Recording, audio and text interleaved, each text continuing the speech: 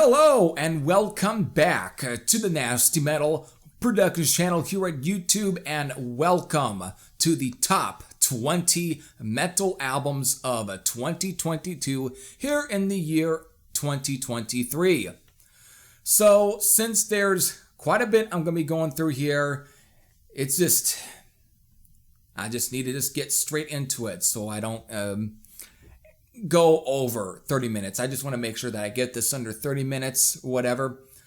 But first, before I get into the meat of the matter, that being the top 20 list, I have to get into some honorable mentions. Now, the honorable mentions for this are two great EPs. Actually, I'm going to mention maybe four. Actually, there's four EPs that I got to mention.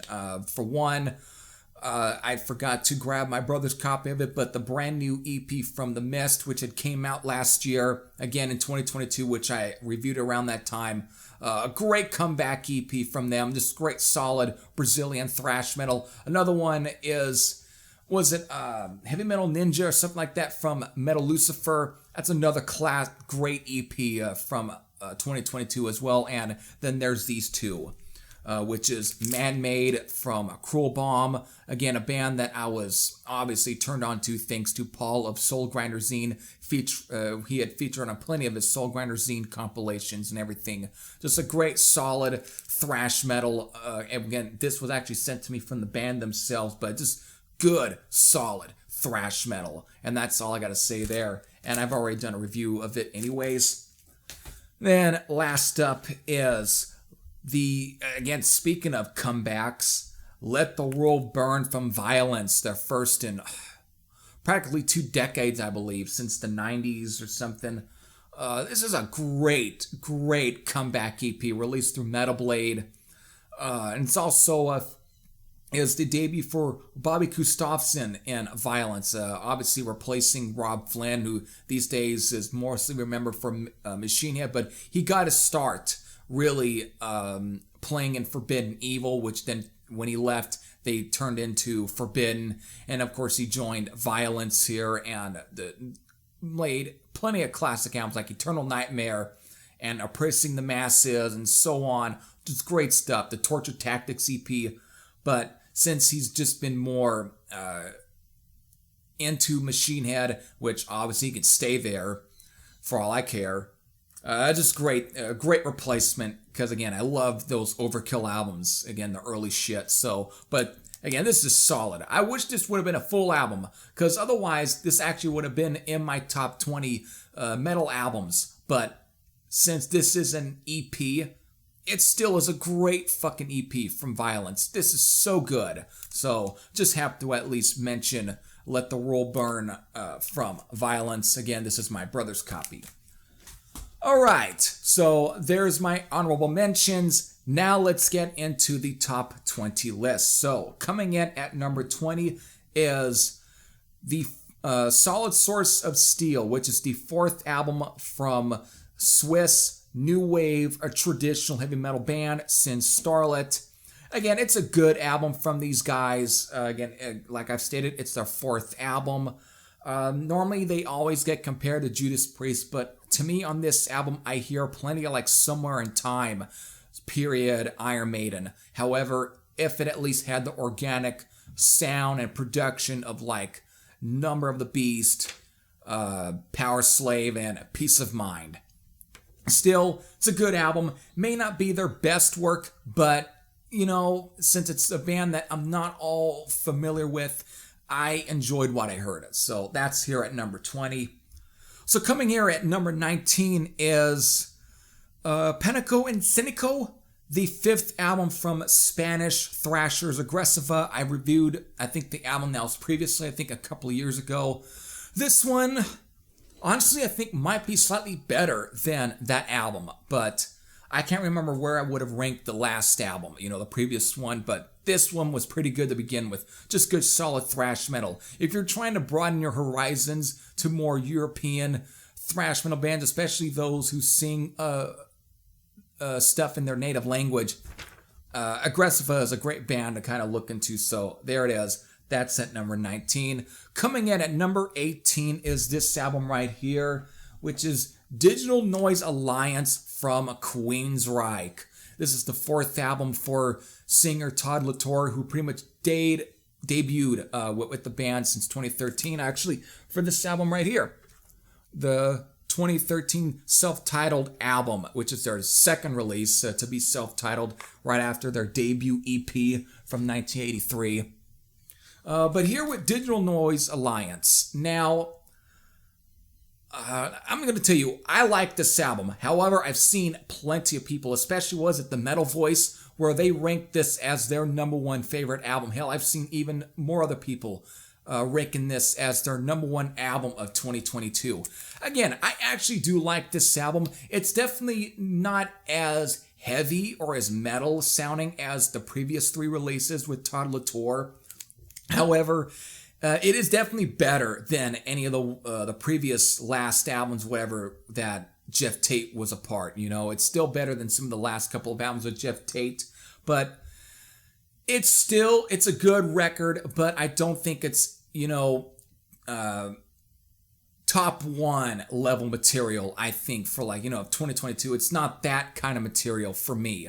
I mean, I like this album. That's why it's in this list. And I can see why guys like Scott Waters are probably not so crazy about it. It's definitely an album that you might have to take some time to kind of get used to. Because this is, again, it's less of the metal, less heavy, and more closer to, I think, the 90s period and a little bit of the mid-2000s. It's just more closer to that, like Promised Land and so on. So it's just more to that style than the more heavy stuff. Still, I enjoy it, but to me, I don't think that this was good enough to be my #1. I don't think it would definitely be like Scott Waters or anyone else's, you know, #1 album, but I enjoyed it enough to where it's in the list. So that's here at number 18, Digital Noise Alliance from QUEENSRYCHE. All right, speed this up. Coming in at number 17 is the debut album of some Swedish heavy rockers, Bomber. It is Nocturnal Creatures. Just a good album, very much on the melodic side for this one. I can definitely hear some Pretty Maids in their sound, a little bit of like Thin Lizzy and definitely early Def Leppard, mostly again like On Through the Night and a little bit of High and Dry, not so much compared to like Thunder Mother, but it's definitely there. But I definitely do get plenty of like Thin Lizzy vibes and Pretty Maids vibes and so on. It's definitely on the melodic side. At times a little bit of AC/DC kind of thrown in there, especially like the opening track, because it's just a great driving rocker, but it's just still great stuff. So that I don't want to go on for too long, but that's here at number 17, Nocturnal Creatures from Bomber. All right, so coming at number 16 is their first album since 2009, but it's the 3rd album from Greek metal band or Greek metalers or just great heavy metal band. It is Spitfire with Denial to Fall. Again, I believe this was actually released through No Remorse Records, if I recall. Again, Greek label. I think they might have done a reissue of their debut album from like 87, which was, I think, titled First Attack. Great traditional heavy metal, great stuff. Though at times very much the melodic side, but it has that sort of Priest vibe going on. And you do get a little bit of that Judas Priest vibe in this album from Spitfire, but I get some modern day Saxon and Primal Fear and all of that kind of stuff. So it's just great traditional heavy metal. So if you like good modern day traditional heavy metal, check out Denial to Fall from Spitfire. So that's here at number 16. Coming in at number 15 is the 4th album from Savage Master. It is Those Who Hunt at Night. I think released through, was it Shadow Kingdom? I think. I forgot what was the label that might have released this, but it's definitely was released. It's a band that I appreciate, and I've always somewhat appreciated in a way, but personally, their albums didn't really do much for me until I had checked out Those Who Hunt at Night. To me, this might be my favorite album from these guys, and to me personally, their best album here from Savage Master. It just seems like they're beginning to really kind of mature their craft in terms of whether it be the musicianship and the craft work and so on. I just think it's just a lot more tighter sounding, and I think Stacey Savage is kind of here and there kind of getting into her own vibe and everything. I mean, she still has that sort of same distinctive feel to her voice, but I think it's just a lot more edged out, and I think again she's trying to really do something much more, just a lot more upper, I feel like. Still, it's a good album, and it's just here in my list here. It's here at number 15, so there it is. Those Who Went at Night from Savage Master. Alright, so coming in at number 14 is the newest album from Megadeth. It is The Sick, The Dying, and The Dead. It is their follow-up to 2016's Dystopia.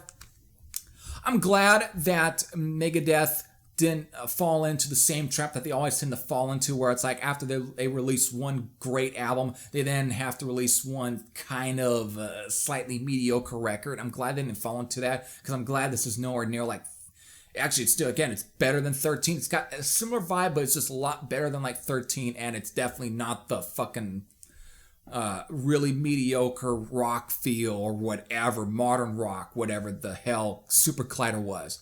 But that's not to say that this is a perfect album, though. I mean, it's a good album. I don't know if I say it's as good as Dystopia, because I really ended up getting into Dystopia a lot. I think that was probably still their best album, I think, post like Endgame or anything, even like close to like even United Abominations. I think that was just a great record in general. It was good. This one isn't. I mean, I'm not too crazy about the title track, but that's just me, just because it sounds like they're copying a song that basically was a copy of another song, that being Hangar 18, because he tried to do it again with 13 with Public Enemy, and then was it Public Enemy #1 or whatever, and then of course here again with the title track. It just sounds like it's just all carbon copies of Hangar 18, but the minute you get into songs like Life in Hell, Night Stalkers, Dogs of Chernobyl, and even Sacrifice, to me that's where the album gets good, but then it's just, it just ends up being kind of hit and miss a little bit afterwards, but the album at least ends on a really great note with We'll Be Back. But still, it's an enjoyable record from beginning to end, but to me, it's not nearly as, I don't think, as strong as like Dystopia, but I liked it enough to where it's this pretty decently high in my list, though it's nowhere in my top 10, though. I didn't make my top 10, but I still think it was a pretty good album. So there it is, here at number 14. And this is, by the way, my brother's copy of this album. Alright, so now coming in at 13 is the fourth album from Canadian metal band, and very, almost at times, very melodic and very deep, very just low depth metal band, that being Spell with Tragic Magic. Again, it's their third release on Bad Omen Records. My God, this is a really good album, and at times it's probably even their most metal since the Full Moon Sessions from like, what, 2014 or something, which I think was kind of slightly self-released. I remember downloading it for free or something, off of their Bandcamp page, and I just thought it was great. But the minute they released their first full-length album on Bad Omen, they really kind of went in a much more different direction. It was a lot more kind of gothic, kind of hard rock almost, but it had that metal feel to it, almost like Angel Witch. But yet if they actually had a little more of just an interesting gothic, really deep sort of feel to it. Very almost atmospheric at times. Almost like a little bit of Ghost, like early Ghost. Not nowadays poppy sort of fucking Ghost, whatever, But it just had that same kind of feel. But I don't want to have that be like a turn-off to you guys, because Spell are a great band. But Tragic Magic here, oh my God, I think this was probably their best in a long time. What a great album, and this might be up there as probably my favorites from Spell. This is a really solid album. I was so close to reviewing it in like the week of Thanksgiving, but I got sick and everything in a way because of, I think the booster shot kind of made me sick to an extent, and I just did not feel like reviewing anything that weekend. Since it was getting close to December, and normally when it comes to December, I basically have a stopping point on album reviews, because I just my overall vibe and everything throughout December is just, I don't want to do much, you know, and that's kind of how I was feeling in the most part, and that's why it took so long for me to put together this top 20 list, but still, I was so close to reviewing it, but it's a good album nonetheless, really good album, and I loved it enough to where it's in my list here. So there it is at number 13, Tragic Magic from Spell. Now, coming in at number 12 here is the second metal project from Dave Grohl. That is Dream Widow. Now, this was mostly meant as a soundtrack to his movie Studio 666, but man, this is definitely his first metal project since the Probot album from, was it like the mid-2000s, I think, like 2004-ish, 5-ish or something, but there's definitely some mixtures of thrash on here. There's definitely some mixtures of, even at times, slightly death metal. There's definitely some of that almost doomy, almost stoner vibe going on. And he just balls it up into one album, and it is very infectious. And I actually think this might be my favorite thing from Dave Grohl. It's like, what a great metal release. I mean, some people have kind of tried to point this as a somewhat of a parody of a metal record or something, but given the track record for Dave Grohl, who has stated plenty of times that he is at heart a metal fan. I mean, he introduced Anvil to a show to where it was recorded, and that same show Anvil used for the opening for the song Take a Lesson on their newest album, Impact is Imminent. So obviously Dave Grohl is a metal fan at heart, and I think, to me, the Dream Widow record here should be seen less as a soundtrack, less as a parody, whatever, and it shouldn't even be seen as a parody. This should be seen as a tribute to metal in many ways. This is a tribute, and I think he did a great way of paying homage to his heroes, to the metal heroes and everything, and it's just a great album by far. To me, it's almost close to the way I felt towards, was it the Mr. Bungle album from 2020, the Raging Wrath, whatever, of the Easter Bunny or something, I forgot, but oh god damn it, great stuff. So that's her at number 12, Dream Widow.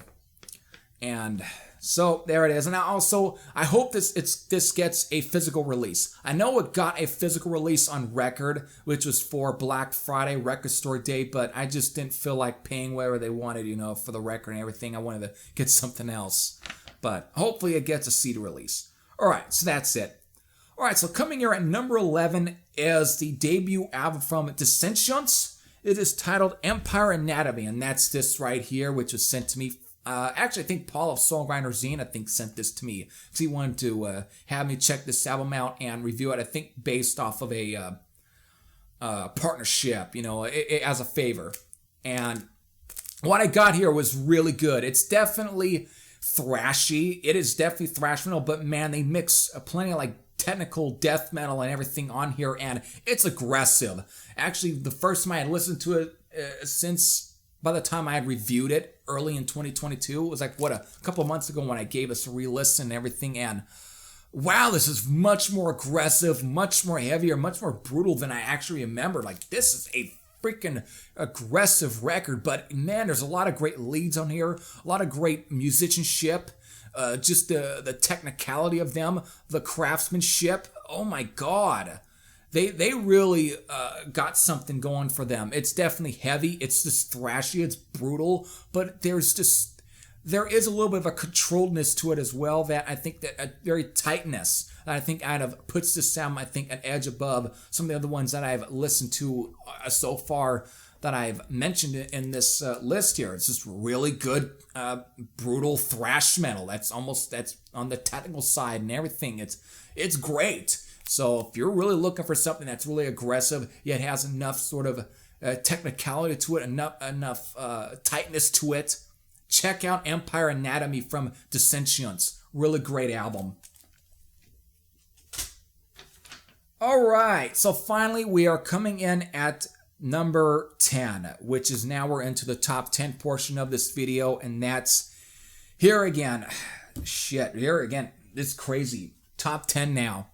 So coming in at number 10 here is, speaking of more comebacks, we have the comeback album from Razor. Again, released through Relapse Records this in 2022. It is Cycle of Contempt. Surprisingly, I've seen some negatives toward this album. Now, I don't understand where some of the negatives have come from, but I've seen some of the negatives were like the lyrics or anything, you know. It's crazy because what were some of these people expecting? The fact that they were asking for a Razor record, and here we are, and they get a Razor record, and they're mad that they got a Razor record. Do they not remember any of the lyrics on like Malicious Intent? Was it Kings? Fuck it, forgot the name of it. Anyways, I digress. But it's like they only want to remember what they choose to remember. Either way, besides the lyrics and what even I've seen even some people nitpick about the production and the mixing. We're talking about Razor here again, and you guys don't remember Custom Killing? Malicious Intent was a pretty soft-sounding record for a record that actually, in styling, was a pretty aggressive, but I listened to that album, I think, a couple of days ago, and it is the production, the mixing is so soft and so clean. I think it kind of robbed the album, I think, of its rawness that I think that was missing, that you kind of got, you know, on like the first two albums before Malicious Intent, like Executioner Song and Evil Invaders. So I don't get it. And of course, Open Hostility had the drum machines. So I don't get it. Either way, I enjoy this album. This actually might be my second favorite with Bob Reed on vocals, behind at least Open Hostility, though it can be a tie there. Those are my two favorites. I liked his debut with Razor, was it Shotgun Justice, but for some reason that album didn't click with me as much as I thought it would have. But again, Open Hostility, even with besides the drum machine, I actually thought was a better record by far. Then of course there's Decibels, and that is just an album that really has yet to click with me. But this album here, Cycle of Contempt, I think is easily probably the second best with Bob Reed on vocals. So there it is here. That's at number 10, Cycle of Contempt from Razor. All right, moving on here. Let's see if we can make this as quick as we can. So coming at number 9 is the second album from Midnight Hellion. It is Kingdom Immortal. This was a band I actually caught live. I caught them live opening up for Anvil in 2022 on their Impact is Imminent tour. I actually picked this up before they even came on stage, and I am so glad when they came on stage and they started playing, I am so glad I had picked it up, because this is a really good album. And I know my brother ended up picking up their first album also from the booth, and I did listen to that before, you know, getting into this, but I think this is their best right here. This was actually produced by Alex Perialis, who has done production jobs for like Metallica, Overkill, TT Quick, Anthrax, I think, and At War. Some of those bands, he's done them all. And he really gives Midnight Hellion a great tight sound. They sound heavy, they sound youthful, they sound raw, and it works. This is a really good album from these guys, so just a great metal album. Rapscallion is probably the one song I should recommend everyone checking out. It's heavy metal at its best, especially when it comes to any newer bands. Check it out online. I don't think you would not regret it. It's really solid. So there it is, Kingdom Immortal from Midnight Hellion. Okay, so coming in at number 8 is the self-titled debut from Midas. Great solid heavy metal, pretty much in the Thin Lizzy vein in a way.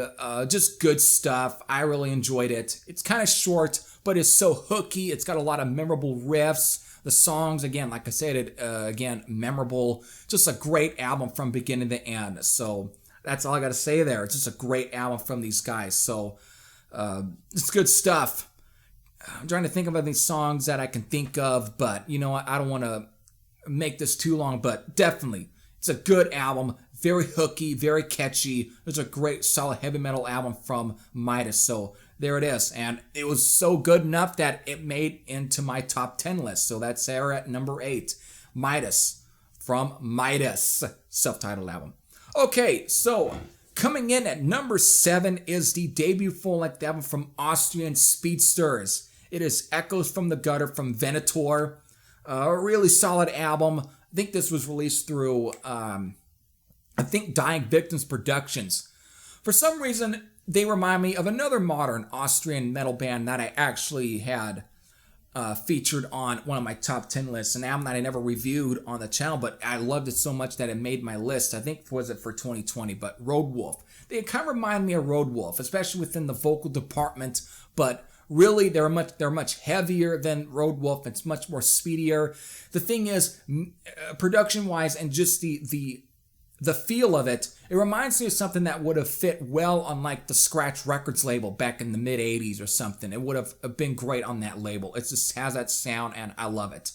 But great stuff nonetheless, so don't want to go any further. It almost would have been more higher in my list here, like number 2 or number 3 spot. It would have made it there, but there were just other ones that just came up that I think were really good.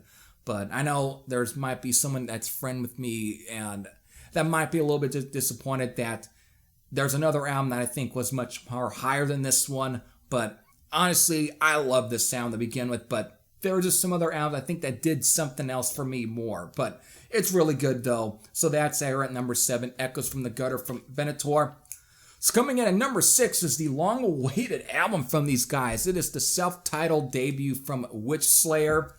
They are best known for the song I Don't Want to Die, which originally was featured in its demo form on Metal Massacre 4, I believe. I think it was in 1984. But most of the songs, I think, were recorded during that period. But again, they are re-recorded. And this was actually sent to me from the guitar player here, which was Ken Mandet, who used to play in a band called Damien Thorn, and they had released a record called The Sign of the Jackal back in '86, and he was the guitar player on that album as well. And again, that's the kind of sound you get on here, even though there's definitely a little bit of a trouble, sort of doomy sound going on here, but it's just mixed in with that sort of US power metal sound like Obsession, Damien Thorn, and Hollow's Eve, at times even Tales of Terror. So it does have that old school Metal Blade era sound, but it's a good album nonetheless. So I really dig it. And so that's here at number 6, the self-titled debut from Witchslayer. Finally, at the number 5 spot, here we have is Impact is Imminent from Anvil, their album from 2022. Oh my, these guys have just been working class to begin with, and they obviously are never going to start releasing albums. And so if you never were a fan of Anvil, this album is obviously going to be no different. You're not going to be a fan of them, and it won't make you a fan. So that's all I'm going to say there. But personally, for me, who is a fan of Anvil, honestly, I really like this album much more than Legal at Last from 2020. Not to say that Legal at Last was a bad record, it's just that I don't think it was nearly as hooky, catchy, or as memorable as I think they put on here. To me, personally, this is their best album since Pounding the Pavement. So that's all I'm going to say there. And again, they're just great live, and the only band here that I've actually seen live twice. So that's here at number 5, Impact is Imminent from Anvil. So finally here, coming in at number 4 is the Wretched Masquerade from Emissary. It is their debut album. I know Jim Harris was obviously waiting for this part just to see where his album was being ranked at, but oh my god.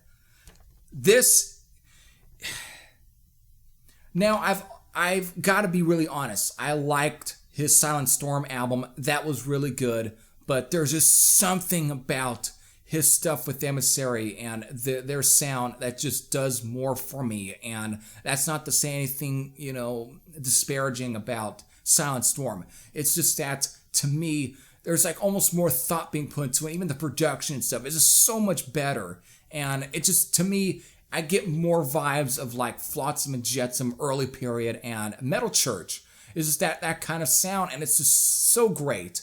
And just they put a lot of effort into this album.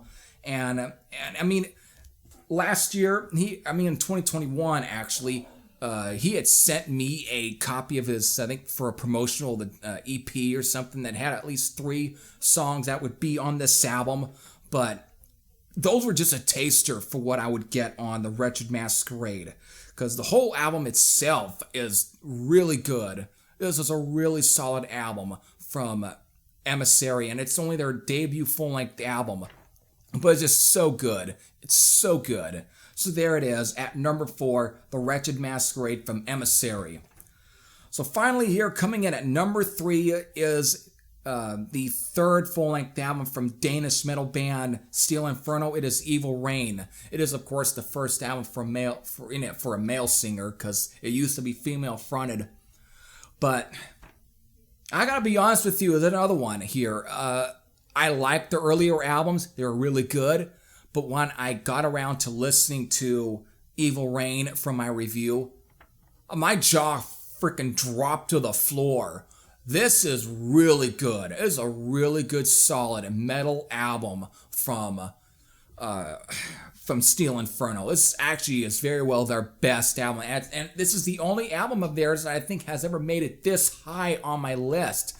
This is so good from Steel Inferno. What a fantastic album. It's very, at times, almost borders on thrash metal. It's just that good. So there it is, folks. That's here at number 3. So finally, coming in at number 2 here is Carpe Diem from SAXON. This is their follow-up to 2018's Thunderbolt. I thought Thunderbolt was a good album, but Carpe Diem, I think it's actually made me even. I just think it's much better. I was about to say something else, but then I completely backtracked and come up with something even different. But man, I think this is a much better album than Thunderbolt. Again, I liked it, but this one just seems to be a lot more consistent, more fluent. And it just seems to sound like a band, especially of this stature. They sound like they're having a lot of fun in the studio playing these songs, and they just sound like they're having a great time. And I think you kind of get that feel on here, even for as old as they're getting now. Man, they still sound good. And it's just a solid album from beginning to end. There's some really good songs on here, and I just think it's a lot more memorable. There's a lot more hooks on here. It's just a solid album from start to finish. So that's here at number 2, Carpe Diem from SAXON. And then finally here, my number 1 favorite album, or metal album in general, of 2022. I'm talking about Earth Infernal from Satan. Oh boy. You know, I've liked everything they've put out since their comeback in 2013 with Life Sentence, which is one of the best comeback albums of all time at this point. It is a great comeback album, and it really was one of the best albums of 2013. However, when it came to some of the follow-ups, which I loved like Atom by Atom, and I liked Cruel Magic, which is sadly, I didn't get to listen to Cruel Magic until when this album was coming out, though. So for Atom by Atom, when it came out in 2015, it was a good album and it was almost a contender. But man, Subversion from Ram just swooped right in, and it just, holy shit. And that became my number 1 album of 2015. But it was so close, and it was in my top 10 anyways, Atom by Atom. It could have been in my top 5, I think. But it was definitely in my top 10 favorite albums of 2015.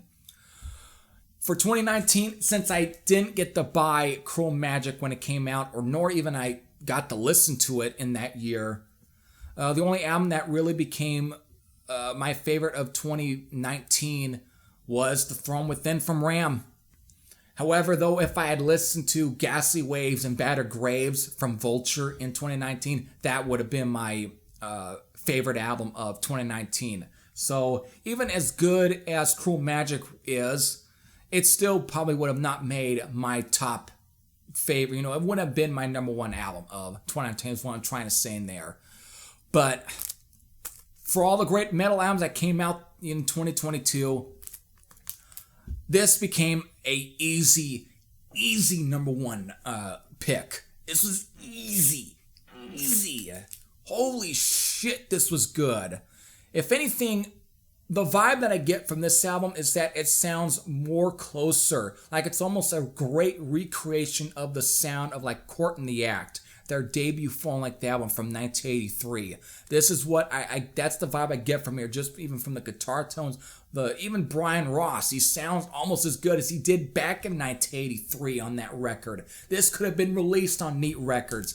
This right here shows just the great qualities of the new wave of British heavy metal. This really is the new wave of British heavy metal sound in 2022. It recaptures that sound, that period. It is a great freaking record, and I think this is their best since Life Sentence. I know that may not be everybody's opinion when it comes to Satan here, because there's a lot of people that still hold Life Sentence so high, but there's just something more organic sounding about this than compared to like Life Sentence, and that I'm not even trying to say anything bad about it. I mean, I love all 4 albums here from Satan since, you know, like Life Sentence up to here, but this is such a good album.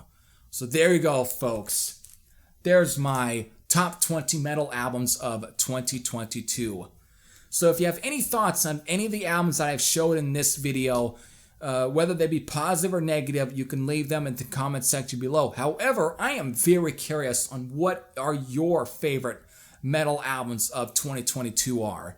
And if you have a list of yourself, or you want to at least say which one was your favorite, you can, again, leave all of that in the comment section below. But if you've never listened to any of these, I recommend checking out all of these albums to begin with. But now we are in the year 2023, and obviously we're going to be showered with a lot of great metal albums in 2023, and already I've been seeing what's going to come out anyways, and it seems like we're going to have another great year. So there's going to be plenty for another end of the year list, and I hope I get to release a end of the year list in this year of 2023. If not, you'll expect it in the beginning of 2024, at least January time. So with that, I'm so thankful for everyone who has come along on my channel, who has supported me and obviously subscribed to me. If it wasn't for you guys, I wouldn't have continued this further. But it's all because of you that I'm giving you this kind of content. So with that, thank you. This is it. Here we are in 2023. Expect more from this channel. So with that, I hope all of you enjoyed, and I'll see you all here again real soon. More from you guys, and you're going to see more from me here in 2023. Take care, everyone.